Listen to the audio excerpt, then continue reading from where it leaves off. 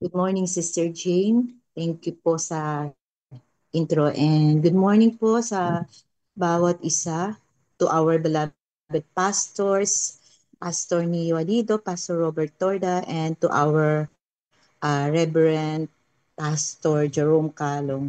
Sa lahat ng coordinators, leaders and workers, at sa bawat masisipag na intercessors ng JIL Maypaho, JIL Kaunlaran Phase 3D at dito po sa JIL Caloocan. Isang mapagpala at mabiyayang umaga at buwan ng August po sa ating lahat. So praise the Lord na po. Our exhortation po today ay inspired po sa nakaraang topic ni Pastor Joey sa PRM. No? Sobrang nagrema po kasi sa akin yung tungkol sa kahalagahan at kapangyarihan ng agreement in prayer. Part lang po iyon ng topic niya that time at sa part na ito po yung nagrema sa akin at bigla akong na-rebuke at napaalalahanan na kapag tayo po pala ay nasa mode of intercession, just like yung katatapos kanina, we just don't listen sa prayer at naghihintay na lang na matapos ang nagli-lead ng prayer. So na-example nga po ni Pastor Joey ang ating Panginoong Jesus nung isinama niya si Peter at yung dalawang anak ni Zebedee sa Gethsemane at nanalangin siya doon. That was the time na bilang tao, bigat na bigat ang kalooban ng ating Panginoong Jesus dahil sa nalalapit na yung kanyang mararanasang kamatayan. At alam nung tatlo, no, kung bakit sila isinama ng ating Panginoong Jesus, no? Kaya, 'di ba nasabi doon ng ating Panginoon sa kanila na nung sinama sila sa Matthew, no, sinabi sa kanila na my soul is overwhelmed with sorrow to the point of death. Stay here and keep watch with me. So sabi niya sa tatlo, keep watch with me. Isinama niya yung tatlo para may makasama siyang manalangin, no? Ang kaso, ilang ulit siyang nagpabalik-balik doon sa tatlo. Chine-check niya kung ano pinagagagawa, baka nagsiselfone, joke lang. At nadatnan, pero nadatnan niya na natutulog pala yung tatlo, no? So ilang ulit siya nagpabalik-balik and same scenario yung kanyang nakita, natutulog. Walang nag-a-agree sa kanya, no? Kaya sabi ni Jesus kay Peter, "Wouldn't you men keep watch with me for 1 hour?" Isang oras lang samahan niyo kung manalangin, no? Para praise. So, katulad po dito sa ating DPD, may part ng intercession at may nagli-lead ng prayer. Habang nananalangin siya, we should carefully listen and watch sa prayer niya at mag-agree po tayo with whole heart and faith, no? Samahan natin siya sa pananalangin, wag po tating tulugan, no, tulad ng ginawa nila Peter sa ating Panginoong Jesus. Mahalaga pong mapakinggan natin ang kanyang panalangin, no? Kasi minsan, no po, kapag siguro kinakabahan yung nagpe-pray, minsan po iba yung nasasabi eh. No? Agree tayo ng agree. So mali na pala yung word na nasabi niya or iba na yung nasabi niya na hindi naman sinasadya, no po. So uh, sa pag-agree natin, na-agree natin, hindi natin naiintindihan. So naka-encounter na po ba kayo nung ganun na yung iba yung nasasabi niya sa prayer nung nagpe-pray. So, if mangyari po iyon, pwede nating i-correct yung prayer. Hindi po siya yung i-correct natin. Yung prayer na sinambit niya, na habang nakikiagree tayo sa panalangin, naroon din po kapag nangyari yun na nako-correct natin yung kanyang nasambit. Through our prayer din. Dahil nandun nga po tayo as as an agreement of prayer nga po. Kaya mainam po no na we carefully listen, watch watch sa prayer para yung pag-agree natin ay tama. So there is something powerful that happens when God's people come together in unity, not just in fellowship, no po, but in agreement in prayer. Kaya po from Matthew chapter 18 verses 19 to 20, nasabi po doon ng ating Panginoong Jesus, again, truly I tell you that if two of you on earth agree about anything they ask for, it will be done for them by my Father in heaven. For where two or three gather in my name, there am I with them. Po. Sabi po dito, dalawa lang na nag-agree dito sa lupa sa kanilang panalangin. Igagrant ng Diyos, igagrant ng ating Diyos Ama ang kanilang kahilingan or panalangin. So dito po sa DPD, hindi po tayo bumababa sa 30 every time na nag-gather tayo, no? Di ba, napakarami nating lalapit sa Diyos at kakabugin ang trono ng habag at biyaya ng Diyos. Sabi nga sa ating key verse, dalawa lang ang mag-agree, ibibigay ng Diyos Ama ang kanilang prayer. Pero tayo po ay marami, no po? More than two, no? 'Di ba? So if we just truly wholeheartedly with one spirit pray in unity and agreement, di kaya ipagkaloob ng Diyos ang ating kahilingan at ibuhos ang masaganang pagpapala. Amen po ba? Praise the Lord. So this is not just a promise, it's a principle. Agreement in prayer aligns our hearts with each other, no po, sa bawat isa, and with God. And it multiplies faith, strengthens our petitions, and invites the presence of Jesus Himself. No po.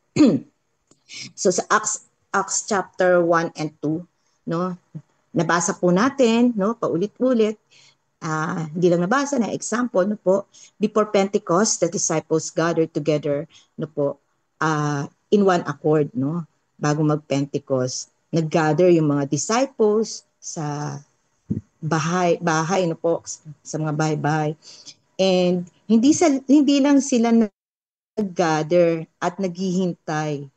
They were praying in agreement. And the result, no po, ano yung naging result? The Holy Spirit was poured out in power. Bumaba ang kapangyarihan ng banal na Espiritu at sila ay napuspos at nagsalita ng iba't ibang wika.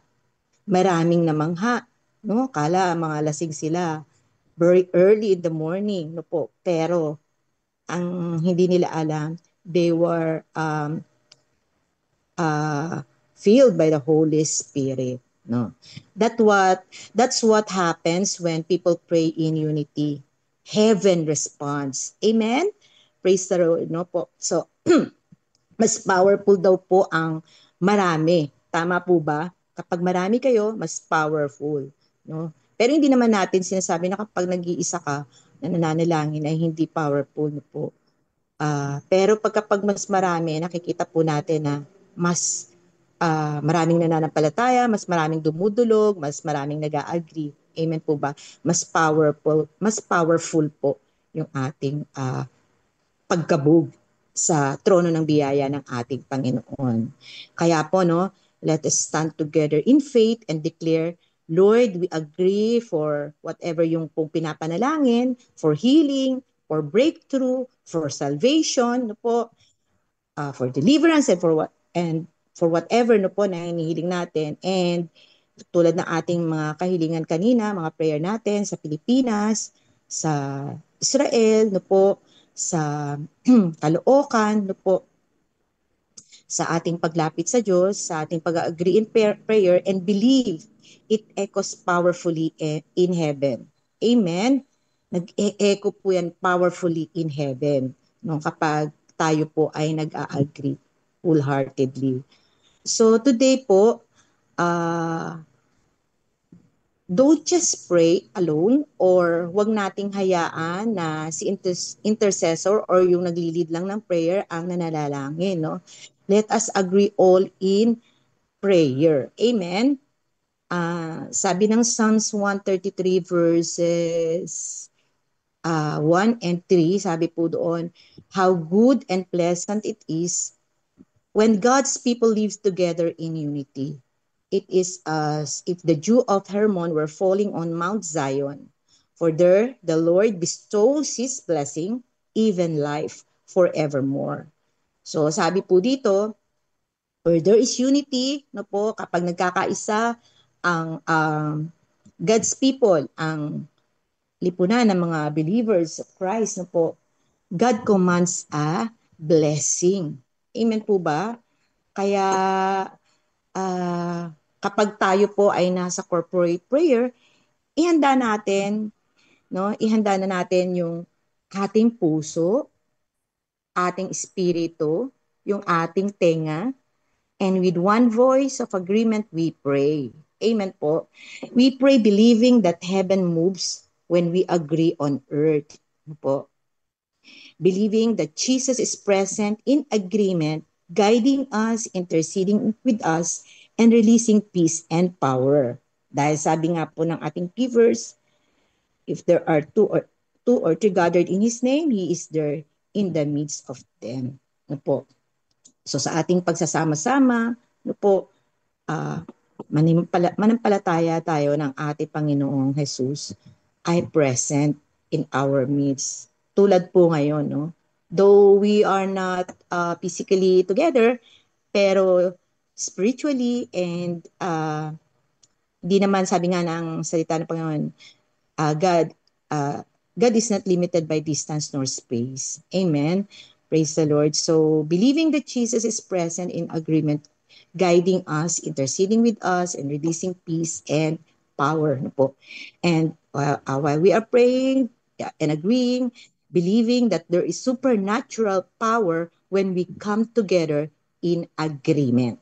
Amen po. And believing that when we come together in unity, miracles can happen. Amen po ba? So we are praying, no, na Lord, habang minsan sa intercession natin, habang ano yun, yung naghahayag na salita ng Panginoon, habang sa ating mga Sunday services, no po, sinasabi natin, Lord, mangyari na magkaroon ng signs, wonders, and miracles, no? So, mangyayari lang po yun kapag we agree in prayer, no po? So, believing that we come together in unity, miracles can happen. Di po ba di po pa si Peter sa Acts chapter 12 verse 5 to 7, nung siya ay nakulong, nanalangin ng church. They earnestly prayed, no po, together. So, nanalangin sila, no? Dumulog sila sa Diyos, sama-sama. And what happened, no po? What happened? An angel came, chains fell off, doors opened, Peter walked free. Amen po ba? Nakalaya si Peter. Hindi po siya personal prayer. It was a corporate, united prayer that shook heaven. Amen po? So, let us not take agreement in prayer lightly, no? Let us stand together in faith because there is power when we agree. Heaven listens when earth agrees. Amen? Praise the Lord. So, sa oras pong ito, no po, pwede niyo pong i-open ang inyong mic para makapag-agree sa panalangin sa aking sasambitin at i-exercise po natin ang ating narinig today. Amen po. Sige po, with one heart, one spirit, one faith, let us agree in prayer. Let us pray. Heavenly Father, we come before you today as one body with one heart and one faith. Yes, Lord, you said in Matthew chapter 18, 19 to 20, that if two of us agree here on earth in prayer, it will be done by our Father in heaven. So now we come in faith and stand in agreement in prayer. We agree today, O God, sa panalangin ng kagalingan sa mga taong may sakit. Hindi po pwede yes, pong panggitin ang kanilang pangalan. na nangangailangan ng kagalingan, kung sino man po yung alam nyo at kakilala nyo. Hallelujah. Hallelujah, Jesus. Amen. Amen, Lord. Amen. Amen, Lord. Amen, Lord. In the name of Jesus, in the name of Jesus, we declare that by your wounds they are healed, but that by your Amen, Lord. wounds they Amen. are healed. Amen, Lord. We also pray for those in need of work. Magbukas ka ng pintuan at opportunity sa kanila na hindi maapektuhan ang kanilang Yes, paghiling. O Lord, in the mighty name of Sa ipoprovide Jesus. ng trabaho. Lord, provide for them and direct them. Lead them, Lord, in Jesus' Yes, name. Lord. In Jesus' name. We also pray for the restoration of families. Ano po, yung mga pamilya na hindi nagkakasundo, Lord, buklurin mo po sila. Padalangin namin ang peace in every home and salvation for our loved ones. Yes, Lord. You have said in your word that if we believe in you, we will be saved as well as our household. Amen, Yes, Lord. Lord. Amen. Reign in our family.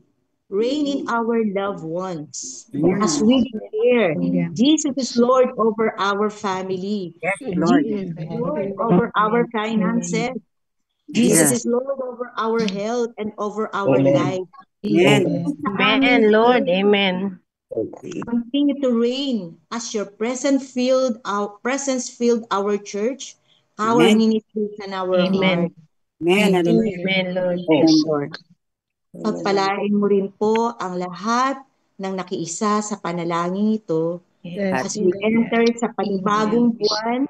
Pagpalain mo po ang buwan ng August. Amen. Thank you for your faithfulness, for your power, and for your abundant grace. Amen, Lord. Be all the glory. In Jesus' name we pray and agree together. Amen. Praise the Amen. Lord, praise the Lord. Maraming salamat po at muli isang mapagpalang araw ng Biyernes sa bawat isa. To God be the glory. Pwede na po tayong mag-mute. God bless po. Amen.